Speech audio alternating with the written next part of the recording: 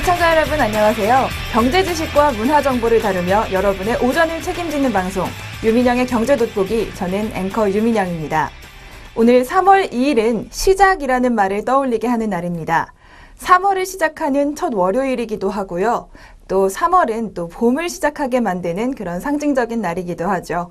오늘부터 학생들은 신학기 그리고 또 입학을 했을 텐데요. 경제 돋보기도 새로 시작하는 마음으로 힘차게 출발해 보겠습니다. 3월 2일 유민영의 경제 돋보기 지금 시작합니다.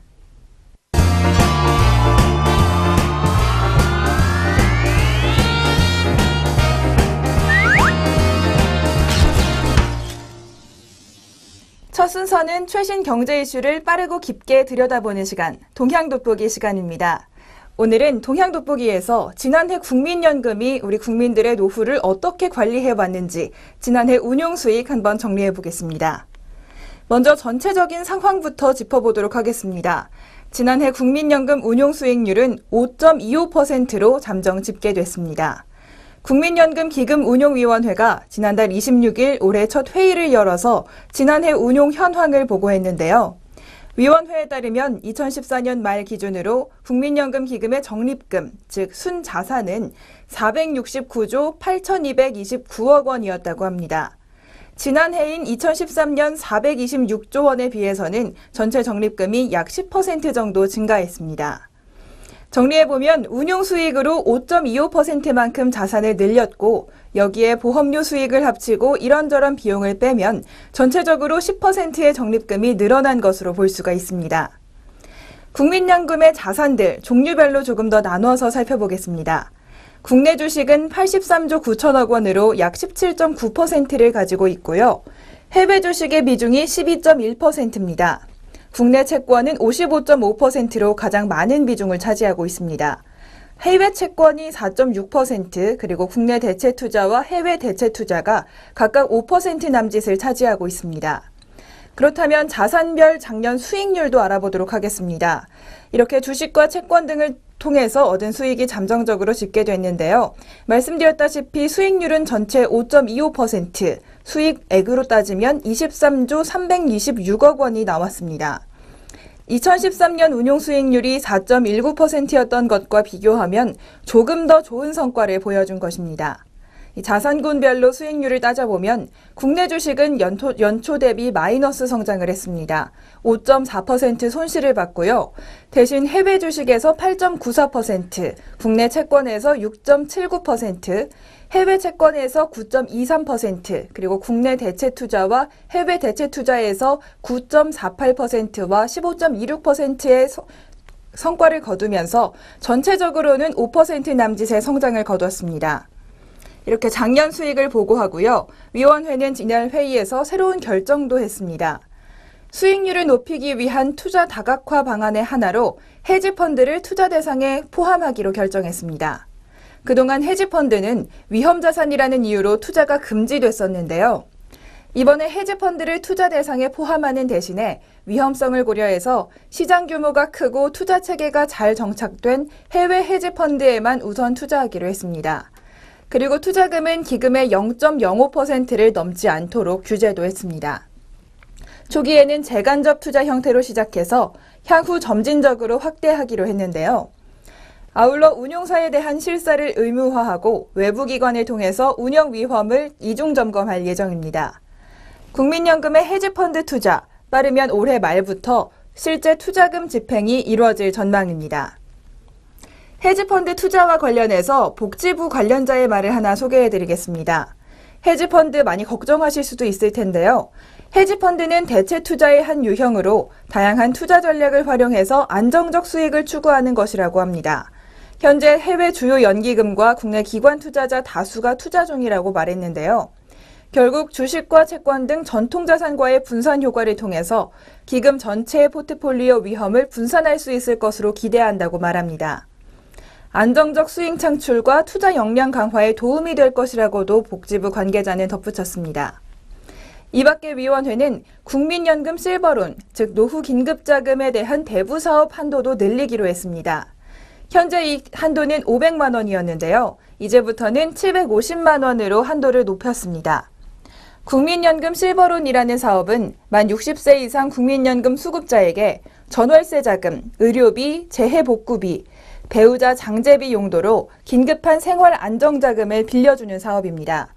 2012년 5월부터 시행 중인데요. 이 제도의 한도를 높임으로써 긴급한 자금 수요에 대한 지원을 확대하기로 결정했습니다. 다음으로 위원회는 주식을 보유하고 있는 기업이 과소배당을 할 경우 적극적으로 반대하도록 내부 규정을 개정하는 방안에 대해서도 논의를 모으고 있습니다. 요즘 많은 관심을 받고 있는 국민연금의 주주권 행사에 대한 이야기인데요. 하지만 아직 명확한 결론은 내리지 못한 상황입니다. 국민연금의 반대권 행사는 심도 있는 검토가 필요하다는 일부 위원 의견 등을 고려해서 추후에 조금 더 논의하기로 결정했습니다. 국민연금은 우리 국민 전체의 노후를 책임지는 참 소중한 자금입니다. 좋은 수익률과 안정적인 투자라는 두 마리 토끼를 꼭 잡아야 할 텐데요. 국민연금기금 운용위원회의 결정, 많은 국민들이 꼭 관심 있게 지켜보셔야 할 것 같습니다. 지금까지 동향돋보기 국민연금 운용 상황에 대해 살펴봤습니다.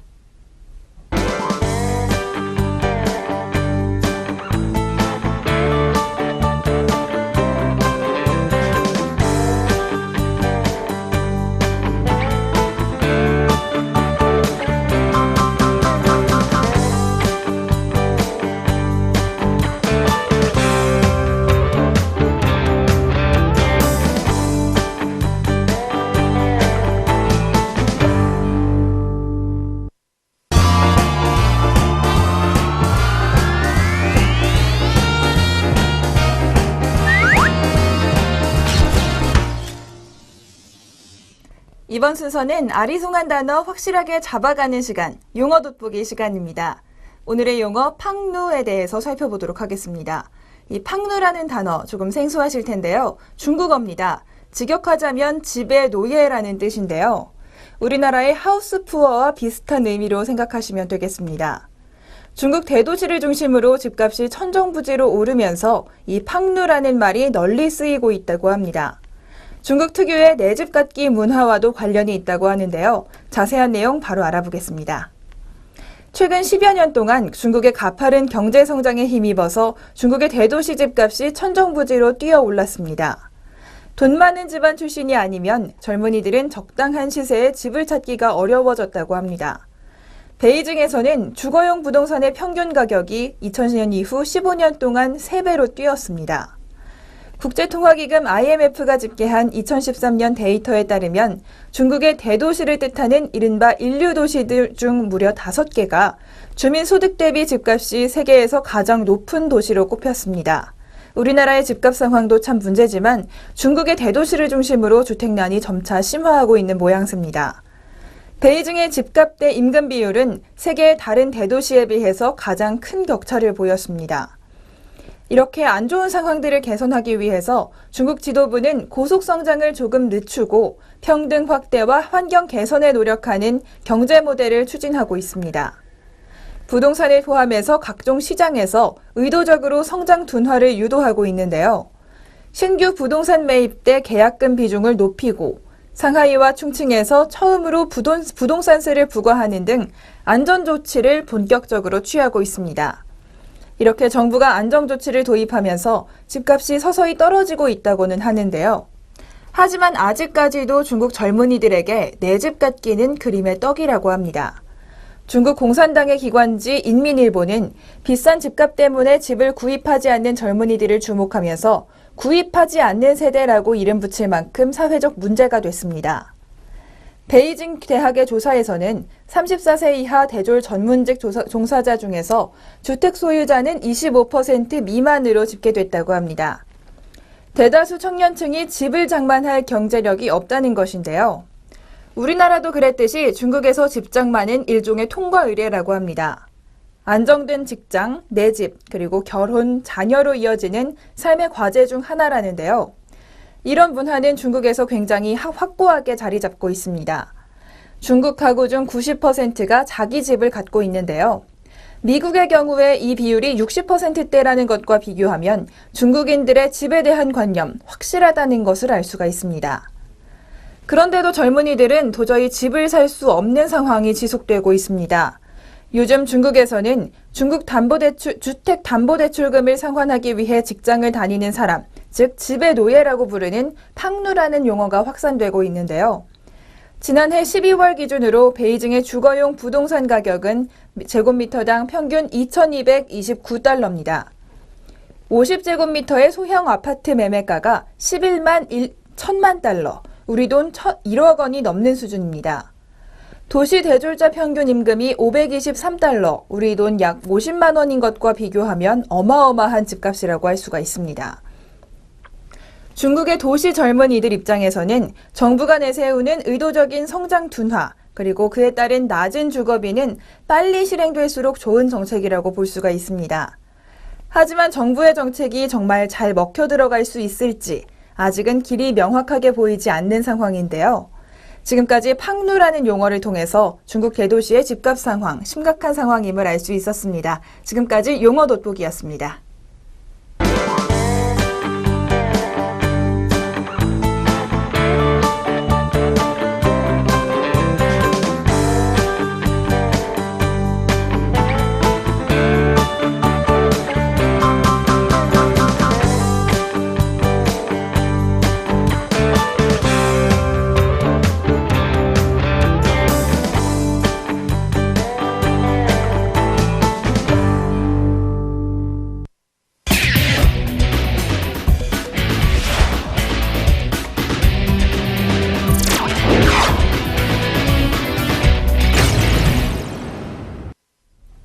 경제의 문화적 재미를 더하다. 컬처 앤 이코노미 시간입니다.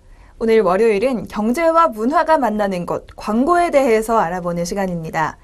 오늘은 최근 또 각광받고 있는 스토리 광고에 대해서 알아보도록 하겠습니다. 모든 광고는 내재된 드라마여야 한다. 미국의 천재 카피라이터인 레오 버넷의 말입니다. 말보로맨, 그리고 졸리 그린 자이언츠, 또 우리나라에서는 호랑이 기운이 솟아나로 알려져 있는 켈로그의 토니 호랑이 등 전설적인 광고 캐릭터들을 모두 그가 창조했다고 합니다. 레오 버넷은 불황의 그늘이 드리워져 있던 미국의 1936년 자신의 이름을 내건 광고 회사를 창립했습니다. 사과를 회사의 상징으로 삼았는데요.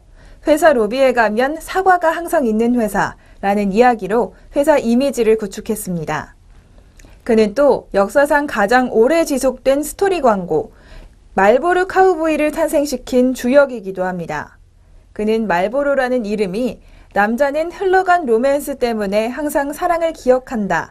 이 문장의 영어 앞글자를 따서 만든 것이라고 홍보하면서 말보로사 창업자의 비극적 사랑 이야기를 만들어내서 제품 이미지에 녹여냈습니다. 이렇게 세계적으로도 시작된 스토리텔링 광고, 우리나라의 상황은 어땠을까요? 국내 스토리텔링 광고가 도입된 것은 14년 전으로 거슬러 올라갑니다. 2001년 TV를 통해 방송된 롯데칠성음료의 2% 부족할 때 CF는 큰 인기를 모으면서 다양한 화제를 낳았습니다.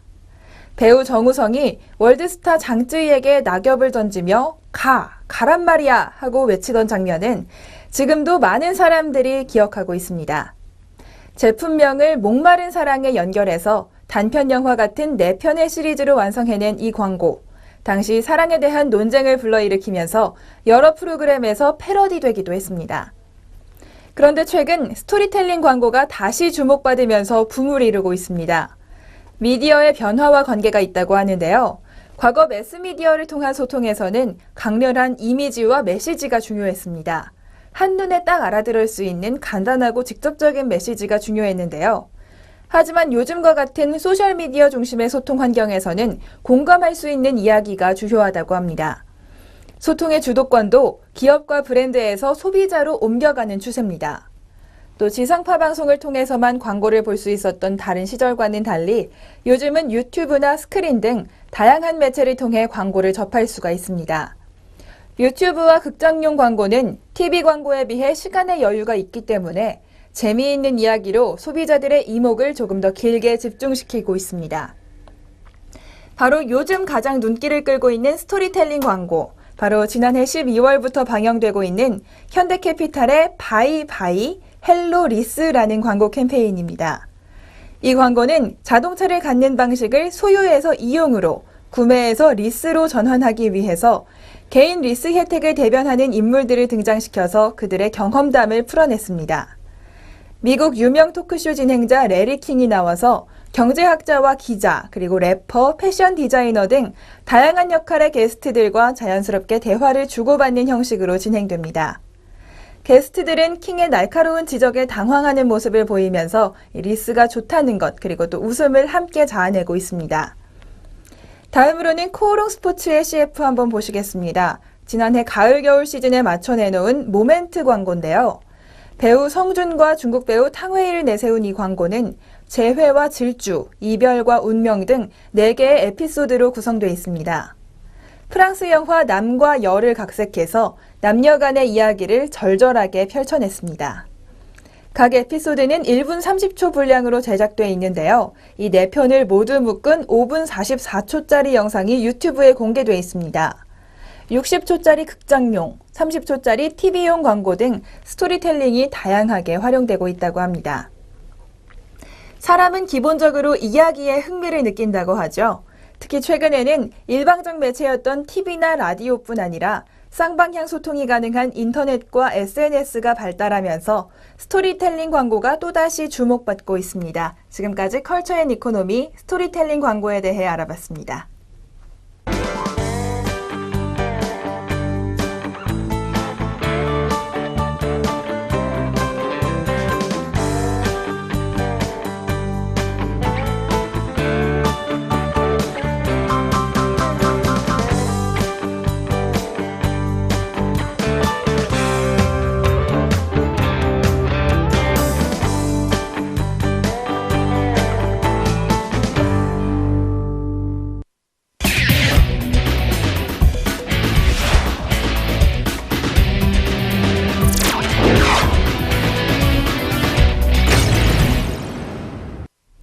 경제 돋보기, 이번 시간은 종목 한 종목씩 소개해드리는 주식 한마디 시간입니다.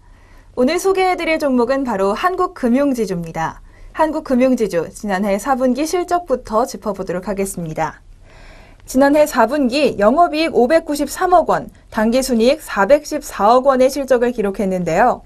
금리 하락으로 호실적을 기록했던 지난 3분기에 비해서 조금 줄어들긴 했지만 아직까지도 자기자본 이익률, 즉 ROE 7.6%를 기록하는 양호한 실적을 내놨습니다. 특히 한국금융지주는 2011년부터 2014년까지 4년 연속 업계 최대 규모 이익을 기록했습니다. 2015년 바로 올해에도 업계 1위 실적 흐름을 이어갈 전망이라고 합니다. 실적 변동성이 굉장히 높은 금융업계 특성을 감안한다면 수년간 이어져온 꾸준하고 높은 수익성은 굉장히 큰 프리미엄 요인으로 볼 수가 있습니다. 자회사인 한국투자증권의 고객자산이 지난해 4분기에 100조 원을 돌파하면서 한국금융지주 전체 예탁자산은 142조 2천억 원을 기록했습니다. 이 중에서도 특히 요즘 각광받고 있는 연금펀드가 주목이 되고 있는데요. 연금펀드 자산의 성장세가 두드러지는 상황입니다. 2014년 말 기준으로 연금펀드 자산은 한국투자신탁이 1조 255억 원으로 시장 점유율 15.3%를 차지하고 있고요. 역시 한국금융지주의 자회사인 한국밸류 자산운용이 7,940억 원, 시장 점유율 11.9%로 업계 1위를 기록하고 있습니다. 향후 고령화와 저성장 기조가 지속됨에 따라서 연금펀드는 꾸준히 상승할 것으로 기대가 되고 있습니다. 연 10%에서 15% 안팎의 꾸준한 자산 성장이 기대되는데요. 이런 상황에서 연금펀드에서 업계 1위를 기록하고 있다는 점 주목하지 않을 수가 없겠죠. 그리고 벤처캐피탈 자회사인 한국투자파트너스는 사모투자펀드까지 영역을 넓히면서 성장하고 있습니다. 특히 2014년에는 국민연금과 포스코 등이 참여하는 총 5,605억 원 규모의 시너지 사모투자펀드를 조성하면서 운용자산 규모가 크게 늘어났습니다. 꾸준히 업계 선두권을 지키고 있는 한국금융지주, 오늘 주식 한마디에서 자세히 알아봤습니다.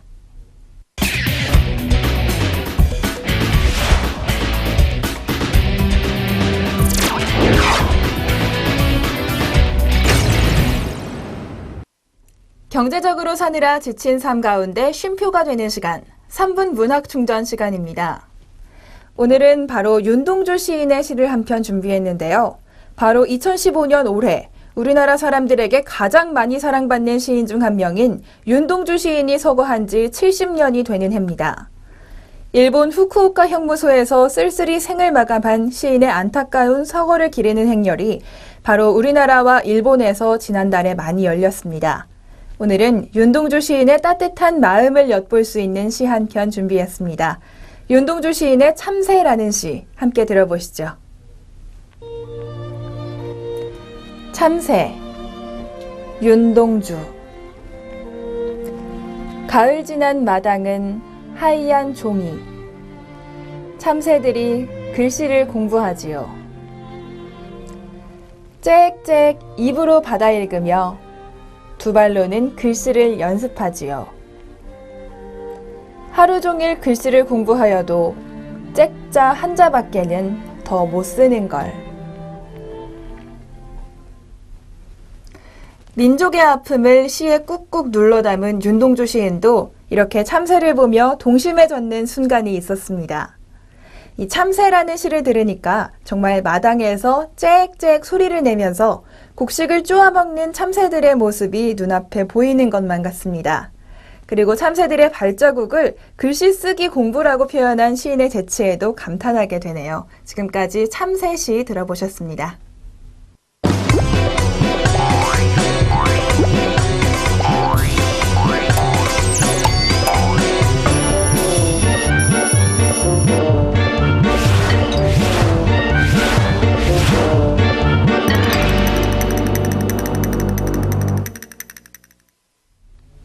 우리가 많이 하는 말 중에 인생은 고난의 연속이다 이런 말이 있습니다.